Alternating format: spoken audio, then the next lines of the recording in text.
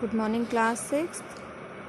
बेटा आज हम आप लोगों का लेसन 10 झांसी की रानी पढ़ेंगे। आप सभी लोग जानते होंगे झांसी की रानी के बारे में। झांसी की रानी एक बहुत ही वीर रानी थी। उन्होंने आज़ादी की लड़ाई में अपना बहुत ही महत्वपूर्ण योगदान दिया। और इस कविता को जिन्होंने लिखा है उनका नाम है सुभद्रा कुमारी चौहान।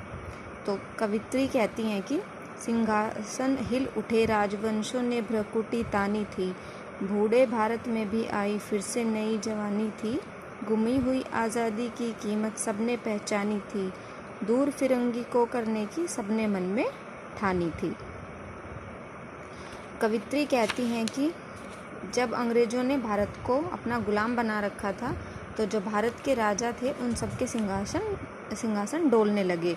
जो देश के राजा थे उनमें काफ़ी गुस्सा था और वो गुस्से में उनकी जो भुएं थी वो तन गई थी बिल्कुल, और वो हर कीमत पर आज़ादी को पाना चाहते थे। उन्हें आज़ादी की कीमत पता चल गई थी कि हमारे लिए आज़ादी कितनी ज़रूरी है। ऐसा लगा था कि जैसे बूढ़े भारत में फिर से नई जवानी का संचार हो गया हो। पूरे देश के राजा महाराजा रानियाँ सभी स्वतंत्रता के लिए आज़ादी के लिए संघर्ष करना चाहते थे। दूर फिरंगी को करने की सबने मन में ठानी थी, और अपने मन में सबने ठान लिया था कि अंग्रेज़ों को हमें यहाँ से भगा कर ही हम दम लेंगे, हमें अंग्रेज़ों को भगाना है।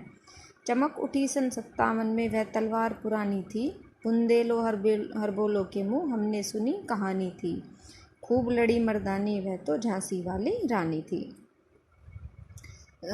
कवित्री कहती हैं कि वह तलवार जो काफ़ी समय से मयान में बंद पड़ी थी, वह 1857 के युद्ध में फिर से चमक उठी।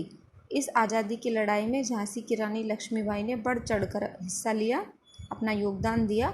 बुंदेलखंड के हरबोलो यानी जो लोक गायक होते हैं, जो वहाँ के गीत गाते हैं, उनके मुँह से हमने सुना था कि रानी लक्ष्मीबाई पुरुषों की भांति अंग्रेज़ों से लड़ी और लड़ते लड़ते शहीद हो गई। उन्होंने बहुत ही वीरता से अंग्रेज़ों का सामना किया। कानपुर के नाना की मुँह बोली बहन छबीली थी, लक्ष्मीबाई नाम पिता की वह संतान अकेली थी।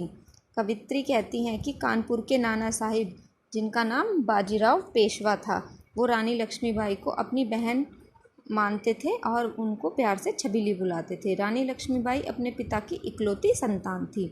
नाना के संग पढ़ती थी वह, नाना के संग खेली थी, बर्छी ढाल कृपाण कटारी उसकी यही सहेली थी।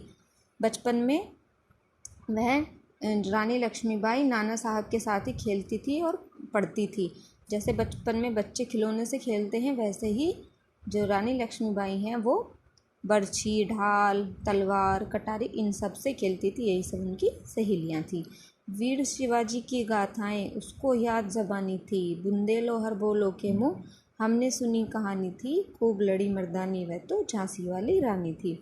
और बचपन से ही उनको जो वीर पुरुष हैं उनकी कहानियाँ सुनना बहुत पसंद है, बहुत ही पसंद था उनको। शिवाजी राव की कहानी उनको मुँह ज़बानी याद थी।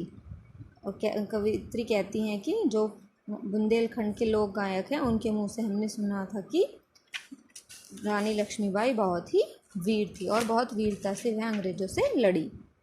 लक्ष्मी थी या दुर्गा थी वह सोम वीरता की अवतार, देख मराठे पुलकित होते उसकी तलवारों के वार, नकली युद्ध व्यूह की रचना और खेलना खूब शिकार, सैन्य घेरना दुर्ग तोड़ना ये थे उसके प्रिय खिलवाड़।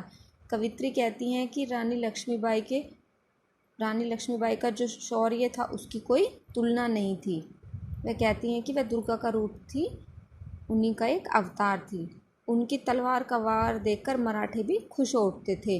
नकली युद्ध करना, व्यूह रचना करना, शिकार करना, सेना को घेरना, किलों को तोड़ना जैसे काम, वीरता के काम उनको बहुत पसंद थे और यही उनके प्रिय खेल थे। महाराष्ट्र की कुल देवी की वह उपासिका थी, उनकी पूजा करती थी, वह दुर्गा रूप में मानती थी।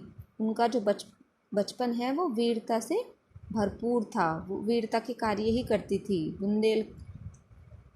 महाराष्ट्र कुलदेवी उसकी भी आराध्य भवानी थी, बुंदेलो हरबोलो के मुँह हमने सुनी कहानी थी, खूब लड़ी मर्दानी वह तो झांसी वाली रानी थी। वह महाराष्ट्र की कुलदेवी के आराधना करती थी, पूजा करती थी। और कवित्री कहती हैं कि बुंदेलो हरबोलो के मुँह यानी बुंदेलखंड के जो लोक गायक हैं उनके मुँह से हमने सुना था कि रानी लक्ष्मीबाई ने किस प्रकार से अंग्रेज़ों का डटकर मुकाबला किया, वो कितनी वीर थी।